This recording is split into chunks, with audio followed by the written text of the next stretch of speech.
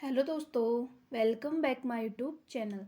तो दोस्तों, हमने जो हिंदी साहित्य की सीरीज स्टार्ट की है, इसमें हम सभी कवियों का जीवन परिचय और उनकी रचनाओं के विषय में डिटेल्स में जानकारी ले रहे हैं। तो दोस्तों, आज के जो मुख्य कवि हैं वह सुमित्रानंदन पंत और माखनलाल चतुर्वेदी। सुमित्रानंदन पंत का जीवन परिचय, इनकी रचनाएं, उपन्यास और माखनलाल चतुर्वेदी का जीवन परिचय और इनकी रचनाओं के विषय में हम यहाँ पर डिटेल्स में देखेंगे।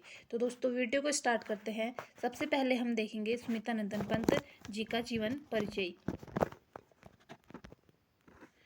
तो दोस्तों, सुमित्रानंदन पंत जी का जन्म 1900 में हुआ था और 1977 में इनकी मृत्यु होती है। और इनके बचपन का नाम गोसाई दत्त था। इनको अनेक उपनामों से जाना जाता है, जैसे इनको प्रकृति का चितेरा कवि, सुकुमार कवि और शब्द शिल्पी कवि आदि नामों से जाना जाता है। तो दोस्तों, परीक्षा में बनता है कि प्रकृति का चितेरा कवि किसे कहा जाता है, तो सुमित्रानंदन पंत जी को प्रकृति का चितेरा कवि कहा जाता है। आगे हम देखेंगे, सुमित्रानंदन पंत को छायावाद का विष्णु कहा जाता है। और इनकी जो प्रमुख उपन्यास हैं वह है हार, बुरांस और पानवाला। बुरांस ये इनका कुमाऊनी उपन्यास है। तो दोस्तों, मोस्ट इम्पोर्टेंट है सुमित्रानंदन पंत जी का कुमाऊनी उपन्यास, तो वह है बुरांस। आगे हैं सुमित्रानंदन पंत जी की काव्य रचनाएं। इन्होंने अनेक काव्य रचनाएं की, जैसे वीणा, ग्रंथि, स्वर्णधुली, स्वर्ण किरण, उत्तरा, काल्हा और बूढ़ा चांद, वाणी, लोकायतन, खादी के फूल, वे आँखें, चितंबरा, उच्छ्वास, पल्लव, गुंजन, गिरजे का घंटा, ग्राम्य, ग्राम्यश्री, युगांत और युगवाणी, ये इनकी प्रमुख काव्य रचनाएं हैं। इससे आगे हैं, सुमित्रानंदन पंत ने रूपाभ पत्रिका का संपादन 1938 में किया था। तो दोस्तों, क्वेश्चन ये भी बन सकता है कि रूपाभ पत्रिका किसकी है, तो सुमित्रानंदन पंत जी की, और इसका संपादन हुआ था 1938 में। इनकी प्रमुख आलोचनात्मक रचनाएं भी हैं, जैसे कि सब शिल्प और दर्शन, छायावाद, पुनर्मूल्यांकन, गद्य और पद्य, ये इनकी आलोचनात्मक कृतियां हैं। और इनकी आत्मकथा का नाम है 60 वर्ष एक रेखांकन। सुमित्रानंदन पंत की जो आत्मकथा है वह है 60 वर्ष एक रेखांकन थी। अब जो सुमित्रानंदन पंत को मिले पुरस्कार, सम्मान व महत्वपूर्ण तथ्य, इसके विषय में हम जानेंगे कि सुमित्रानंदन पंत जी को क्या क्या सम्मान मिला था और इनकी कौन कौन सी रचनाओं के लिए इन्हें यह पुरस्कार दिया गया था।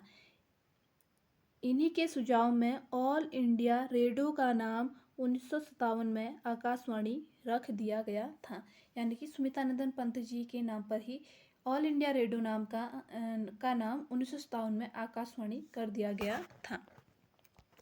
आगे है 1960 में रचना काल्हा और बूढ़ा चांद के लिए इन्हें साहित्य अकादमी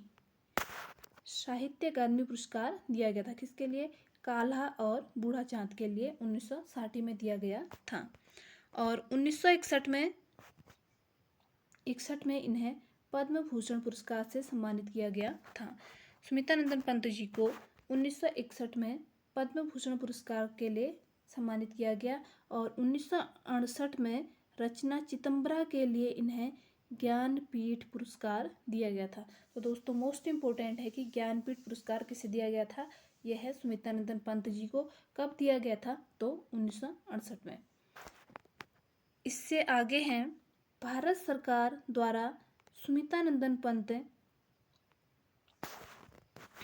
पर 2015 में एक डाक टिकट जारी किया गया था। जो भारत सरकार है, सुमित्रानंदन पंत पर उन्होंने 2015 में एक डाक टिकट भी जारी किया गया था। तो दोस्तों, मोस्ट इम्पोर्टेंट हैं, इनके रचनाओं में से हर परीक्षा में एक न एक क्वेश्चन बनता ही बनता है। तो दोस्तों, इससे आगे देखते हैं हम माखनलाल चतुर्वेदी। माखनलाल चतुर्वेदी हिंदी के विख्यात कवि, पत्रकार माखनलाल चतुर्वेदी का जीवन परिचय। यह एक विख्यात कवि भी है और पत्रकार भी है, और इनका जीवन परिचय देखते हैं।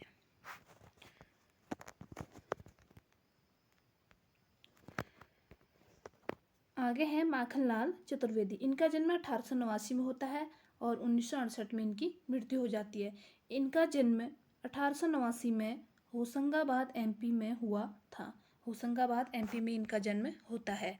और माखनलाल चतुर्वेदी को एक भारतीय आत्मा उपनाम से भी जाना जाता है। तो दोस्तों क्वेश्चन बनता है कि एक भारतीय आत्मा उपनाम से किसे जाना जाता है, तो माखनलाल चतुर्वेदी को।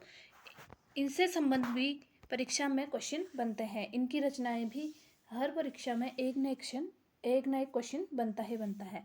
तो दोस्तों इनको 1955 में रचना हिम तरंगिनी के लिए साहित्य अकादमी पुरस्कार से सम्मानित किया गया था। 1955 में हिम तरंगिनी के लिए साहित्य अकादमी पुरस्कार दिया गया था। इनको 1963 में पद्म भूषण दिया गया था।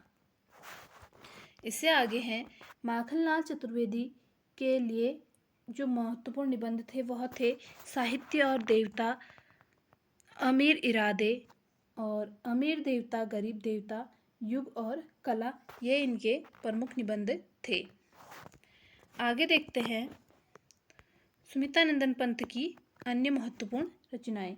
इनकी महत्वपूर्ण रचनाएं हैं हिम किरीटनी, युग चरण महता, मरण ज्वार, साहित्य के देवता, कैदी और कोकिल, हिम तरंगिणी, समर्पण, वेणु लो गूंजे धारा, बिजुरी का जल आज रही, समय के पाँव। ये इनकी महत्वपूर्ण रचनाएं थी।